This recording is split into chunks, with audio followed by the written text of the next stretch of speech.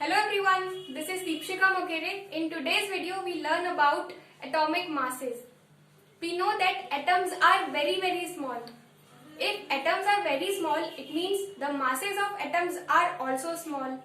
So today we have sophisticated techniques to find atomic masses. Example, mass spectrometry. Mass spectrometry. Mass spectrometry for determining the masses of atoms fairly and accurately. आज हम mass spectrometry से atoms का mass find कर सकते हैं, but 19th century में हमारे पास ऐसे इक्विपमेंट्स नहीं थे कि हम लोग मास के एटम के मास को फाइंड कर पाए.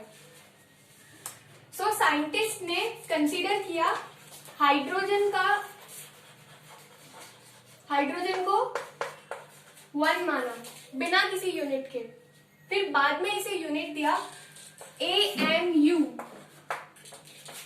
AMU for atomic mass unit. फिर इसे अदर एलिमेंट्स के साथ में कंपेयर करना स्टार्ट किया. तो हाइड्रोजन को जब कार्बन के साथ में कंपेयर किया तो कार्बन हाइड्रोजन से 12 टाइम्स हैवियर निकला.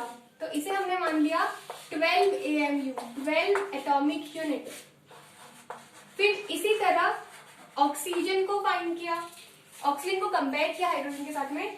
तो ऑक्सीजन था वो हाइड्रोजन से 16 टाइम्स हैवियर निकला. तो इसे 16 एटॉमिक यूनिट मान लिया गया.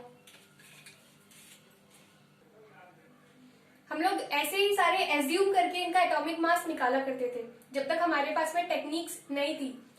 लेकिन टेक्निक्स आने के बाद में अब हम लोग किसी भी एटम का मास निकाल सकते हैं. आप लोग को पता होगा कार्बन के कई आइसोटोप्स होते हैं, जैसे कि कार्बन 12, कार्बन 13, कार्बन 14. लेकिन हमने फिर कार्बन 12 को अपना स्टैंडर्ड फॉर्म माना. कार्बन 12 को स्टैंडर्ड मान लिया.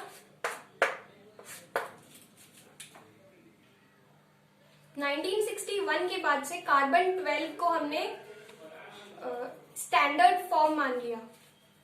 तो इसे हम डिफाइन करेंगे. 1 atomic mass is defined as the mass exactly equal to 1/12 the mass of 1 carbon 12 atom. क्योंकि हमने कार्बन 12 को स्टैंडर्ड फॉर्म माना है, तो कार्बन 12 को हम मान लेंगे exactly equal to 1/12 and 1 atomic unit.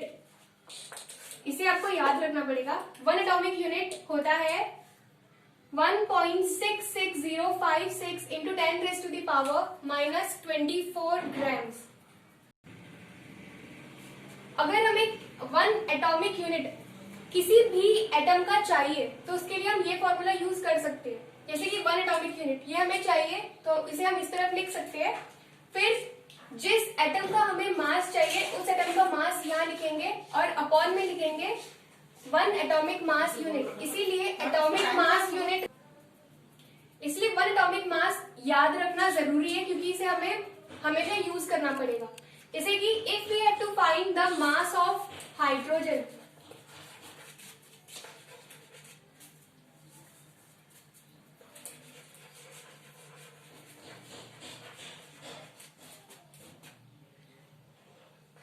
अगर हमें हाइड्रोजन एटम का मास चाहिए तो मास ऑफ हाइड्रोजन एटम होता है 1.6736 into 10 raised to the power -24 grams.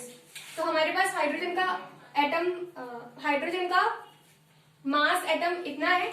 तो इसे लिख सकते हैं हम 1 AMU इज इक्वल्स टू जिस एटम का मास फाइंड करना है, 1 atomic unit जिसका फाइंड करना है 1.6736 into 10 raised to the power -24 grams upon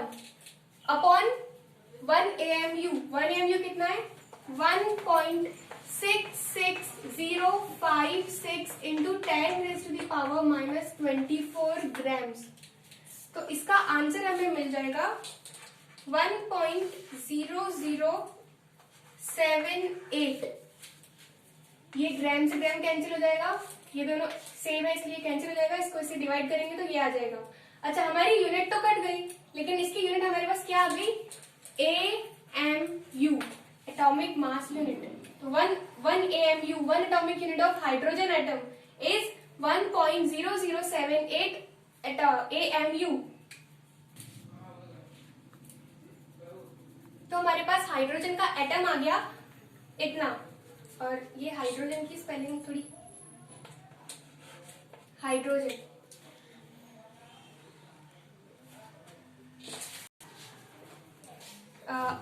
today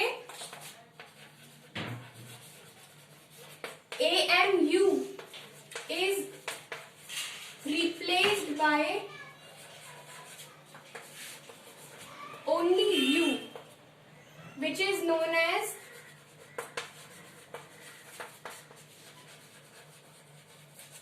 unified mass।